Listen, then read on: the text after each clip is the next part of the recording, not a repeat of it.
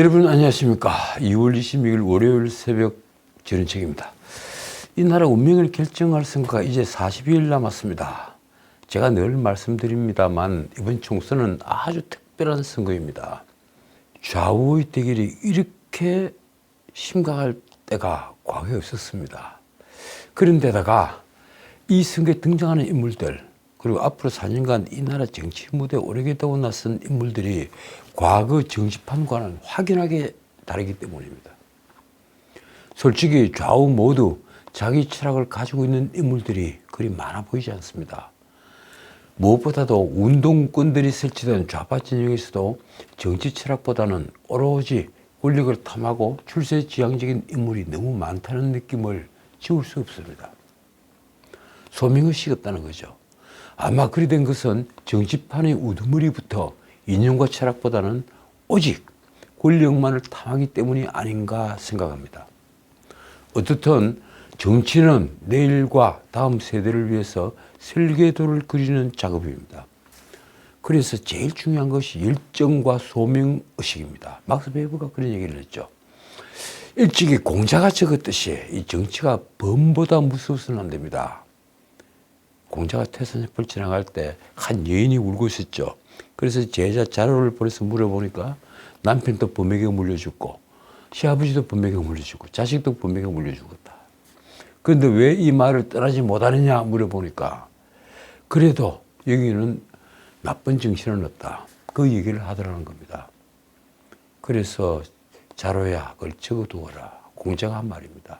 정치가 범보다 무서워서는 안 됩니다. 그러나 그것보다 더 겁나는 정치는 대중에게 영합을 하면서 내일을 파괴하는 것입니다. 저는 파렴치한 자들만은 정치판에서 이제 배치되어야 한다고 믿습니다. 파렴치한 자들 누구일까요? 남의 것을 탐한 자들, 권력을 사유하는 자들, 그리고 권력자를 호가호위해서 누구 이름을 팔아서 부정한 짓을 벌인 자들, 뇌물을 받거나 성상납을 받는 자들, 무엇보다도 권력의 빌부터 곁불을 쬐다가 배신을 한 자들, 이런 자들은 이제 정치판에서 쫓아낼 때가 됐습니다. 그런데도 그런 자들이 너무 많아 보입니다. 자, 어제 국민의힘이 1차 경선 결과를 발표했습니다. 서울 양천갑에서 이 조수진과 구자룡 비대위원이 다시 한 번 더 경선을 치르게 됐습니다. 동대문갑에서는 김영우 전 의원이 승리를 거뒀습니다. 청주 상당도 관심 지역이죠. 오선 정우택이 윤갑근을 이겼고, 그리고 청주에는 3선 이종배, 보은 옥천 영동 괴산에는 3선 박덕흠이 승리를 했습니다. 이날 발표된 결과는 현역 의원 5명이 모두 승리했다는 겁니다. 그 외에 서울 성북구 갑은 이종철, 그리고 금천구는 강성만이 이겼습니다. 한편 인천 남동구는 신재경, 홍승예사는 강승규 등 대통령실 출신의 공천이 확정됐습니다. 예산 출신 홍문표는 지난 20일 경선 포기를 선언했죠. 그런데 영남과 서울, 강남 등 국민의힘 텃밭지의 공천은 여전히 안개 속입니다. 25년째 공천 방침이 확정되지 않은 지역구는 모두 69곳, 서울, 강남, 서초, 이른바 서울이 안방입니다. 그리고 TK, 그리고 부울경, 그리고 강원 지역구 등입니다. 이들 대부분은 양지로 분류돼 경쟁이 아주 치열하고 그만큼 탈락자들의 반발도 클 수밖에 없습니다. 그래서인지 국민의힘은 신중을 기하면서 발표를 계속 뒤로 미루고 있습니다. 서울 강남권에서는 강남 갑을병과 그리고 서초울 공천이 벌어졌습니다. 서초울은 바로 제 사무실이 있는 곳입니다. 강남병은 현역 유경준이, 그리고 서초울은 박성중 외에도 비례대표 지성호가 탈북자죠. 지성호가 공천을 신청했습니다. TK 보류 지역도 현역 의원이 공천을 신청한 곳이 여럿입니다. 예를 들면 대구 동구갑 유승걸, 그리고 대구 북구갑의 양금희, 대구 달서갑의 홍석준, 경북 안동 예천의 김형동, 그리고 또 있죠. 경북 구미을의 김영식, 이런 분들입니다. 부울경에서는 가장 주목받는 곳이 울산 중구 박승민입니다. 그리고 울산 남구갑 이채익과 경남 창원 진해 이달곤도 심사가 보류됐습니다. 강원은 강릉의 권성동부터 심사가 보류됐습니다. 윤 대통령이 최측근이라는 분이죠. 이러니 출마자들은 지금 공천 관련 메시지만 받아도 깜짝깜짝 놀라 노이로제 길릴 판이라고 말합니다. 어떻든 국민의힘은 민주당과는 달리 컷오프하기로 한 현역 하위 10% 통보도 조용히 아주 극비리에 지금 진행이 되는 모습입니다. 결국 최근 잇따른 여당 현역 불출마나 경선 포기 발표 배경에는 지도부와 공천관리위원회의 설득이 있었다는 후문입니다. 그러자 이 거부권 행사로 인한 29일 국회 본회의 이른바 상특검법 재표결을 의식한 게 아니냐 하는 말이 무성합니다. 특파돼서 탈락을 하면 재표결 때 찬성표를 던질 수 있다, 이런 우려가 있는 것입니다. 따라서 29일 이후에 주요 지역 공천에 속도가 붙을 것이라는 전망입니다. 자, 한편 민주당 비명 행사는 계속되고 있습니다. 언론이 그처럼 떠들었으면 비명 행사, 친명 행제 이렇게 떠들었으면 눈치를 볼 때도 됐는데, 이 민주당 공천의 키를 잡은 사람은 전혀 흔들리지 않는 것 같습니다. 누가 뭐라 해도 내 갈 길을 간다. 그는 누구일까요? 이재명일까요? 아니면 임혁백일까요? 아니면 인공지능일까요?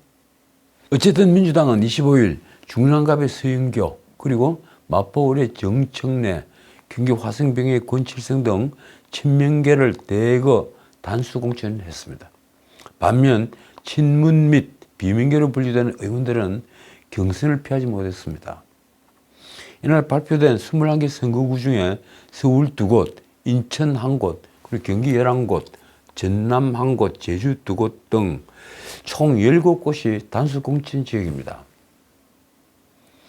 유동수, 김성원, 백혜련, 또 김영진, 김태년, 강덕구, 민병덕, 그리고 이재정, 한준호, 김용민, 문정복, 또 전남의 이계호, 제주의 위성곤, 김한규, 이런 분들이 현역 단수 공천 명단에 포함이 되었습니다. 반면 친문 및 비민계로 분류되는 송갑석, 박영순, 이용우, 도종환, 이분들 대부분은 이미 신문에 이름들이 났었죠. 이런 현역 의원들은 친명 원외 인사들과 이 경선을 치르게 됐습니다. 자, 그런데 어제 아주 재미있는 여론조사 결과가 나왔습니다.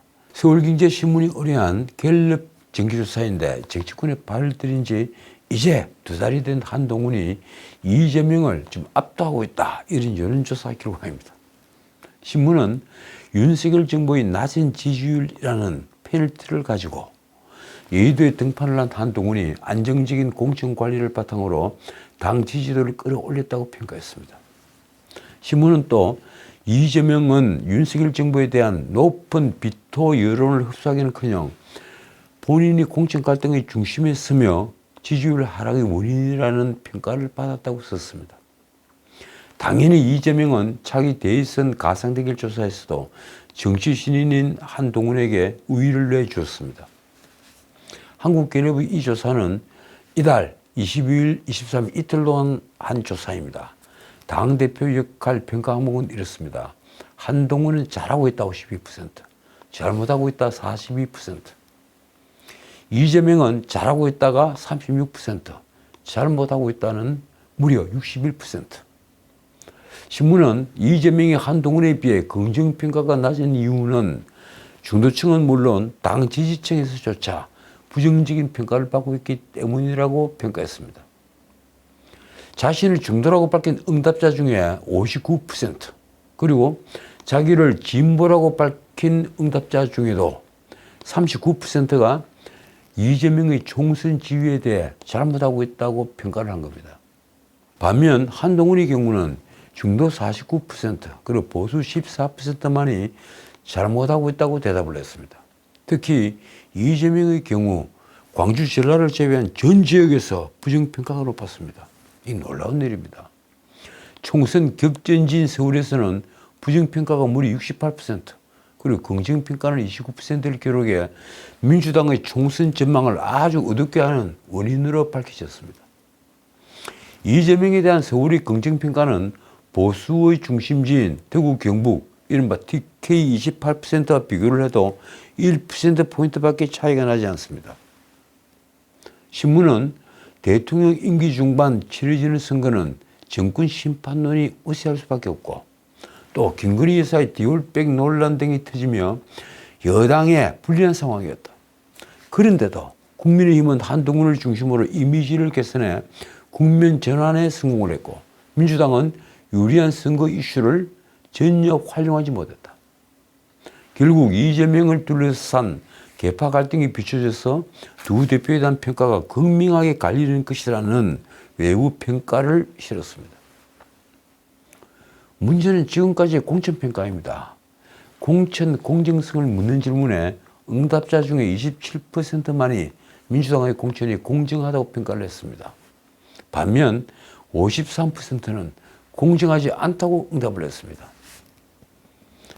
친명횡재, 비명행사가 이제 온 국민이 알고 있는 사자성어인 겁니다. 반면 국민의힘은 공정하다와 공정하지 않다가 40% 동률을 기록했습니다. 자, 어제 일요일인 25일 민주당은 비공개 최고위원회의를 열었다고 합니다. 아직 여기에 대한 뉴스는 나오지 않고 있습니다. 원내대표 홍익표가 여론조사 수행업체 선정을 두고 이재명을 직격하면서 공천파동이 조음처럼 가라앉지 않기 때문입니다. 이른바 친명 일색의 비명행사 공천파동을 얼마나 잠재울 수 있을까요? 서초월에 단기 필마로 뛰어든 홍익표는 이재명을 상대로 내부 반란을 일으키며 단숨에 유권자들의 눈길을 사로잡았습니다. 홍익표는 최근 최고위와 전략공관위 등의 추미애와 이현주를 수도권에 전략 공천할 경우 그냥 넘어갈 수 없다, 이런 뜻을 전달했습니다. 민주당은 추미애를 중승동갑이나 동작을에 넣어 여론조사를 한 것으로 알려졌죠. 그리고 이현주는 원래 자신이 선거구였던 경기 광명을에 공천하는 방안이 유력 검토되고 있습니다. 안규백 전략공관위원장은 중승동갑을 두고 이미 추미애를 염두에 두고 있는 듯한 발언을 했습니다. 아주 공격적이고 어그레시브한 사람, 저는 이런 분들이 이 지역에 맞다고 생각한다. 홍익표는 그러나 두 사람이 대구나 부산 등 험지로 나가주는 게 맞다고 했습니다. 수도권에 공천할 객관적인 이유도 없이 시스템 공천을 파괴한다면 공천 의뢰를 할 때 사인을 할 수 없다. 중승동갑은 홍익표가 재선을 한 곳인데 임종석을 위해 자신이 서쪽으로 험지로 가면서 자리를 비운 곳이죠. 그런데 민주당은 임종석에게 고기를 저으면서 송파갑을 제시하고 중승동갑에는 추미애를 넣겠다는 것입니다. 이런 상황에서 현역 하위 평가를 받은 일부 전문계 의원들의 탈당 움직임도 지금 계속되고 있습니다. 한편 이재명이 0점을 받은 분도 있다, 이렇게 브리핑을 하면서 환하게 웃어서 인성에 문제가 있는 것 아니냐, 이런 말을 들었던 0점의 주인공이 밝혀졌습니다. 김영주와 박용진이 바로 그 당사자입니다. 그 두 분은 평가 항목 중에 공직윤리와 당수행 실적 등에서 0점을 받았다는 것입니다. 박용진은 각종 수상 실적을 제시하며 평가 기준과 그 결과를 공개하라고 재차 당 지도부에 요구했습니다. 어떻든 어제 열린 비공개 최고위원회의는 의원평가 하위 20% 통보를 계기로 비명계가 거세게 반발하는 데 따른 수습책을 논의하는 자리라고 합니다. 오후 7시 이후에 시작한 것으로 보이는데 아직 결과는 나오지 않았습니다. 가령 이재명이 물러난다거나 불출마한다는 뉴스는 없을 것으로 보입니다. 그러나 그동안 공천 전횡에 쓰인 경선 여론조사 수행업체 4곳 가운데 공정성 논란을 빚은 성남의 리서치 DNA는 앞으로 경선 과정에서 배제하기로 가닥을 잡았다는 소문입니다. 이 리서치 DNA는 비명 솎아내기를 위한 후보 적합도 여론조사를 수행했다고 의심받는 곳입니다.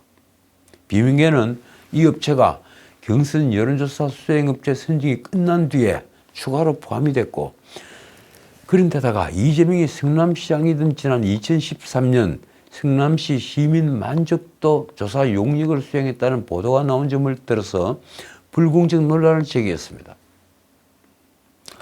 홍익표 원내대표는 20일 오후 비공개 최고위원회의에서 이재명에게 논란이 될 업체는 제외하는 것이 맞는다며 노골적으로 이의를 제기했다고 합니다. 당 관계자인 말입니다. 정치적 논란이 생기고 원내대표까지 문제를 제기한 상황 아니냐. 이재명 대표도 그런 논란이 있다면 수습하라는 방침이다. 결국 여론조사 업체를 선정한 당 선관위가 이 문제를 정리하게 될 것이라고 했습니다. 자, 이제 다른 문제 하나만 짚고 마치겠습니다. 이낙연, 이준석 두 사람이 설 하루 전에 통합을 선언했다가 11일 만에 갈랐었습니다. 그 뒤에 이준석은 이낙연 배제를 공공연하게 말한 것으로 알려진 김종인을 공관위원장으로 선임하면서 이 모든 설계도가 김종인의 작품이 아니냐 하는 의구심을 가지게 했습니다. 그래서 정가에서는 이러다가 비례대표 6선이 나오지 않겠는가라는 말까지 나왔습니다.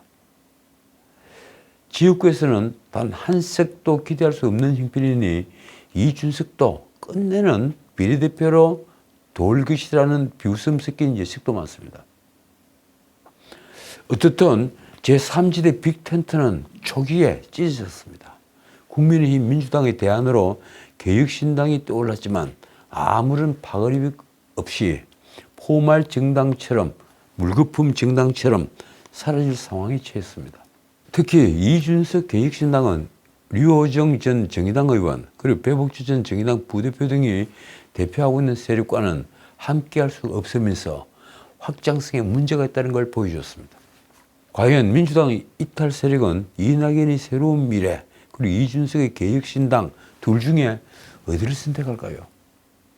문제는 두 정당 모두 지향점이 분명치 않으면서 강령과 정강정책 역시 두 거대 정당과 차이가 무엇인지 아직은 드러나지 않는다는 것입니다. 어쨌든 제3지대는 시작부터 시험대에 올랐습니다. 가장 큰 원인은 제가 이 방송에서 누누이 말씀드렸지만 철학의 부재입니다. 어느 언론은 이렇게 표현했습니다. 가치는 사라지고 정치 공학만 남았다. 자, 사람들은 지금 개혁신당이 받은 국고보조금 6억 6천만 원을 아주 궁금해합니다.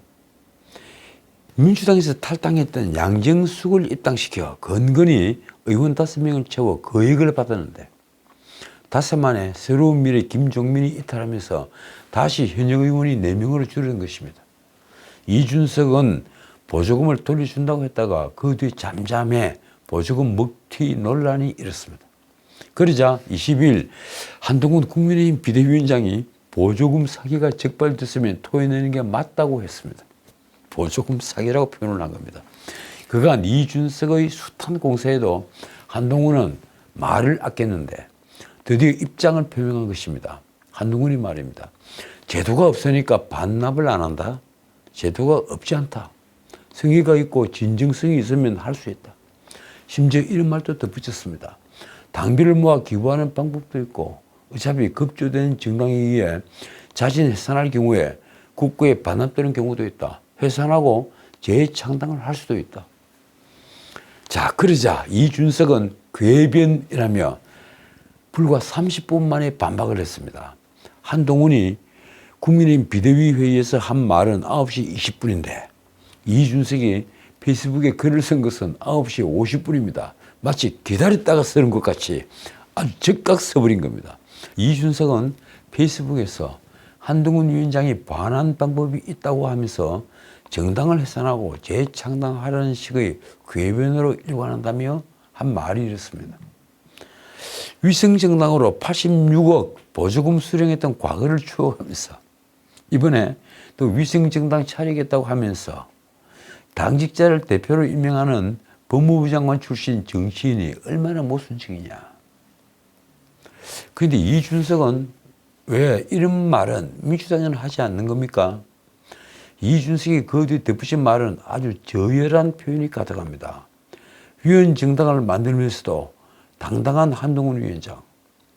이제는 법률가가 아니라 여의도 사투리에 절려진 여의도 팔도 사나이일 뿐이다. 자, 그런데 재밌는 것은 개혁신당이 보조금을 자진 반환하겠다는 입장을 보인 겁니다.